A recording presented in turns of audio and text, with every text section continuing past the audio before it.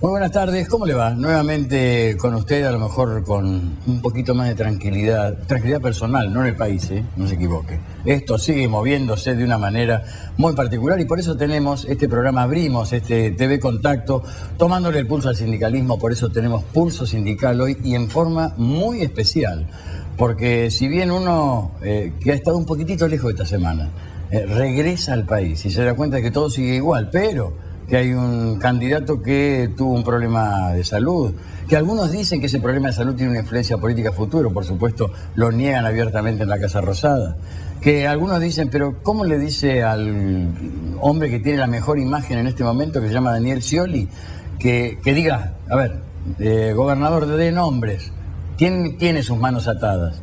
Curioso, ¿no? Cosas que pasan en la política argentina, incluida la clase media, pero de todo eso hoy no vamos a hablar. Hoy vamos a hablar de lo que le pasa a los sindicatos, de lo que nos pasa a nosotros dentro de los sindicatos. Le vamos a tomar el pulso al sindicalismo con Marcela, como lo hacemos siempre, Marcela Di Stefano, nuestra columnista, quien abandoné una vez.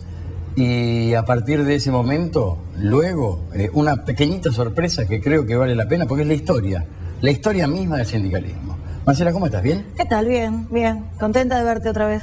Yo también estoy contento. Te digo, no es la mejor semana para que te hubieras elegido otra a lo mejor. Mira, sí, bueno, tuvimos una semana tremenda, unas semanas tremendas. Esta tenemos paro bancario, día jueves, otra vez con las reivindicaciones de la bancaria, de reivindicaciones salariales, de no pagar ganancias, bueno. Paro sorpresivo de subtes en la línea C el día miércoles, también reclamo por la personalidad gremial.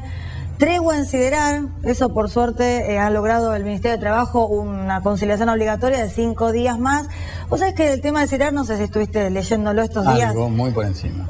Siderar es una empresa que no tiene logística propia, tiene 50 empresas contratistas que le hacen todo el transporte, que a su vez subcontratan a fleteros, a fletes, 250 en total. Entonces, con todas esas empresas ha tenido el problema camionero, porque aparentemente adeudan pagos al gremio, digamos, un montón de cosas están adeudando a esta gente que, según las cuentas del gremio, serían 8 millones de pesos. Bueno, las negociaciones estuvieron muy trabadas, pero por suerte Noemí Real consiguió un impas y aparentemente Siderar siendo testigo en estas negociaciones, porque aparentemente la empresa no tendría mucho para aportar, sino la relación contractual con las digamos, con las empresas contratistas, bueno, pero se destrabaría, digamos, en una cifra aproximada o cercana a lo que pedían camioneros. ¿Qué le pasa a Argentina en este mundo laboral?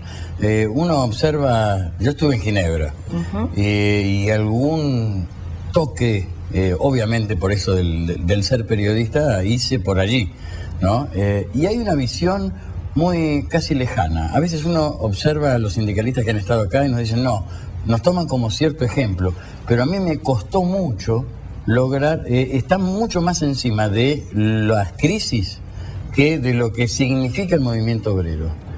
Por supuesto, cuando uno va a los más intelectuales de Ginebra, estoy hablando de la OIT nada más ni nada menos, ahí sí, ya empiezan a darle una pincelada mucho más histórica, diferente. Pero estas crisis son las que se transmiten a pesar de que la Argentina tiene páginas muy chiquititas en Europa, ¿no? Vos me preguntas, yo no diría, por ejemplo, que la culpa la tiene el hecho de que haya 2 centrales obreras o más, porque realmente eso ocurre en varios países. Yo creo que acá todo tiene un tinte político, en todos los aspectos se juega las elecciones del año que viene, las de este año. Por ejemplo, los trabajadores de Paraná Metal, vos sabés que está la fábrica prácticamente paralizada, cortaron la autopista Rosario-Buenos Aires, ese es otro tema que tiene que ver con nuestra metodología de protesta. Un fenómeno que no comprenden en Europa. Dicen, pero si ustedes hablan tanto de los derechos humanos, ¿qué es lo que ocurre con los cortes? No lo entienden, ¿eh? Directamente. No, toma de colegios, docentes que apoyan las tomas de colegios, también con paros, la presidenta que apoya las tomas de colegios. Hay digamos, una cantidad de datos para tener en cuenta para alguien que analiza nuestra realidad, ¿no? Pero te decía, los trabajadores de Paraná Metal fueron apoyados esta semana con la gente de la CTA, que cortaron 100 rutas a lo largo y a lo ancho de todo el país, divididos, la gente de ATE por un lado, la gente de Yasky por otro, y bueno, esto uno lo tiene que leer políticamente. Hay un telón de fondo que son las elecciones en la CTA el 23 de septiembre. Entonces yo te diría, cada uno de los conflictos tiene digamos, aristas. Si yo te digo el paro de subtes, tiene que ver Pianelli, uno de los metrodelegados, que también pertenece a la CTA, que está de elecciones este mes. Todos los personajes, digamos, juegan, digamos, en el terreno gremial, también políticamente. Entonces yo creo que eso es lo que está marcando la coyuntura. Y eso, bueno, genera este tipo de dinámica, ¿no? Y en una semana, como vos bien decías, muy movida, como todas, ¿no? Pero casi a medida que se acercan las elecciones puntualizadas en un gremio, se moviliza más el CCT, en este caso no un gremio, sino la CTA, nada más ni nada menos. Por el otro lado tenemos a Moyano casi pisando o queriendo pisar muy fuerte en la provincia de Buenos Aires, y a Scioli que lo mira de reojo, para decirlo en una figura, ¿no? Un dato de esta semana. Y un aporte muy importante, cuando Kirchner le dice a Scioli que dé nombres, de alguna manera lo reta, y para Scioli eso fue un aval, y para el interpretador es que Scioli sigue siendo el hombre de mejor imagen, por lo menos en las mediciones. Moyano tendrá chance, va a pelearla. ¿Tendrá algo que ver la ausencia de Scioli en el acto de Luna Park de la juventud peronista? Es que su acto anterior le costó ese reto de Kirchner. Hablando de, y también tiene que ver con gremialismo, ¿quién es? ¿Vos sabés quién es el Máximo Kirchner, digamos, de la juventud peronista, pero del peronismo, digamos, federal o disidente? ¿Sabés quién es? No.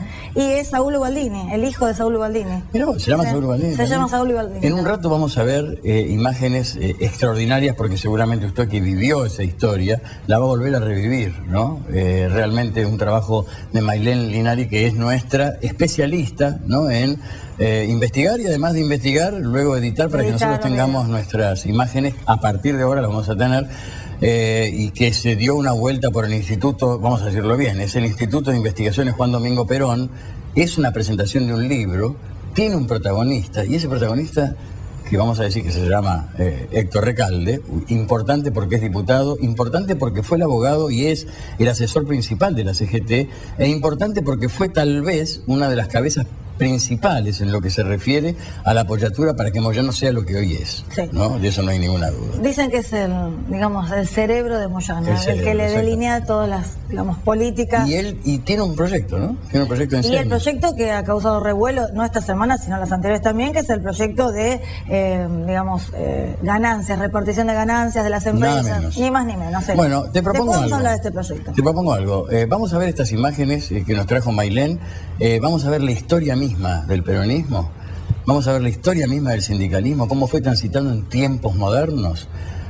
No se lo pierda porque son imágenes realmente que nos traen el recuerdo vivo, ¿no? Y explicadas por este hombre, que es el abogado, el diputado y el sindicalista principal, vuelvo a subrayar la palabra principal que ya dije, de la actual CGT. Así que en instantes nomás vamos a las imágenes. Marcela, ¿te parece? Bárbaro. Después hacemos nuestros comentarios que tienen mucho que ver con este proyecto. Bien. Señor director, todo suyo.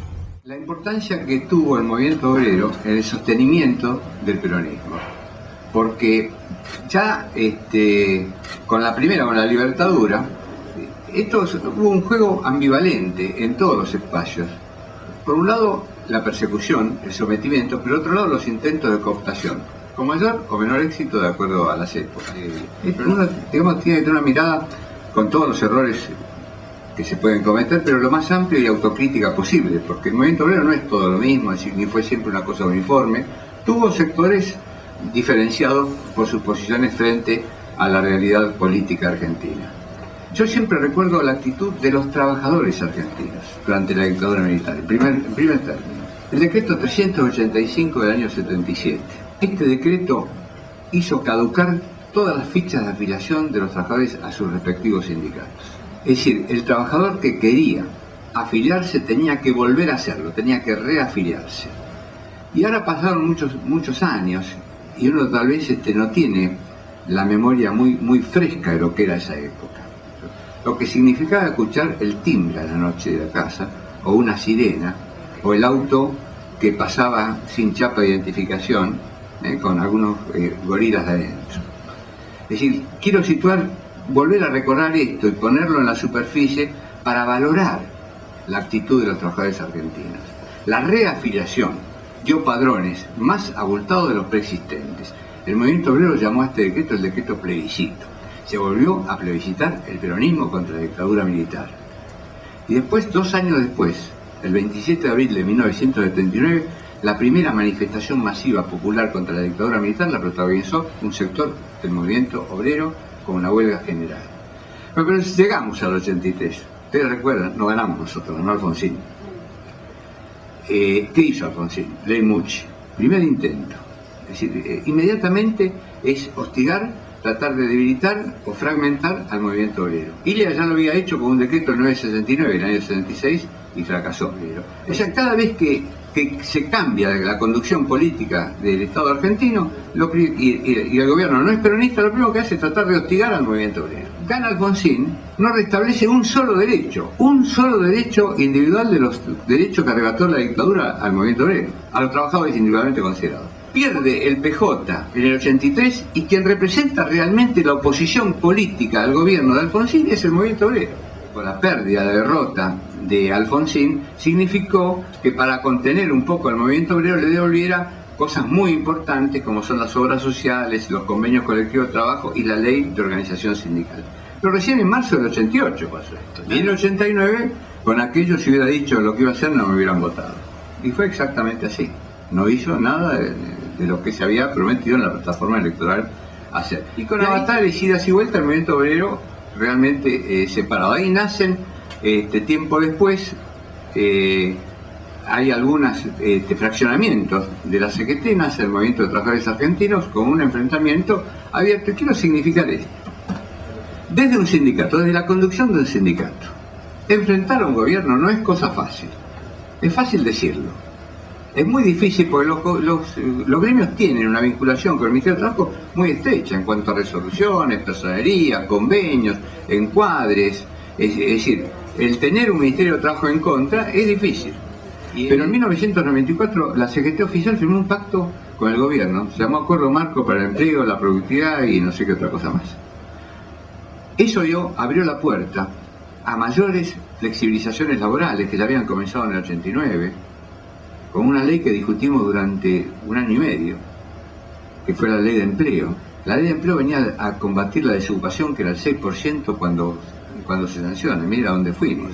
La incorrecta distribución de la riqueza nacional que deviene de estas cosas, si hubieran dado como fruto una sociedad sin deuda externa, con mayor patrimonio nacional, con un crecimiento del Producto Bruto Interno, es decir, con una serie de virtudes, uno puede decir, bueno, hicieron sacrificar a los trabajadores. El ajuste que hicieron dio como resultado un país que se agrandó, un país próspero. Bueno, después vendrá lo que ellos llaman el efecto derrame. Yo digo que el efecto derrame tiene una característica: el dueño de la copa es el dueño del platito. Cuando derrama cae en el platito. Vino de la Rúa. En diciembre de 1999, ustedes pueden buscar las publicaciones de aquella época. Había todo una fuerza donde estaban creando una nueva ley para atomizar y debilitar a la organización sindical, que después resultó ser lo que Moyano inmortalizó con el nombre de Ley Banelco. La Ley Banelco tuvo la resistencia del movimiento obrero y ahí hubo una represión en serio, Bueno, después vino la sanción, la semana siguiente sancionó la ley con el voto de dirigentes peronistas que ocupaban una banca en el Senado. Esto hay que decirlo. Y el movimiento obrero siguió resistiendo, tuvo mucho protagonismo también el 19 y 20 de diciembre del año 2001, y después vino la explosión de la convertibilidad con la licuación de los pasivos, y hubo alguna resistencia al movimiento obrero hasta el 2003. En el 2003 Kirchner no tenía el apoyo de todo el movimiento obrero y gana con el 22%. Pero ahí se produce también una alteración. Los planes de Kirchner de gobierno consiguen la adhesión de la mayoría del movimiento obrero y en este caso encabezada este apoyo fundamentalmente por Moyano.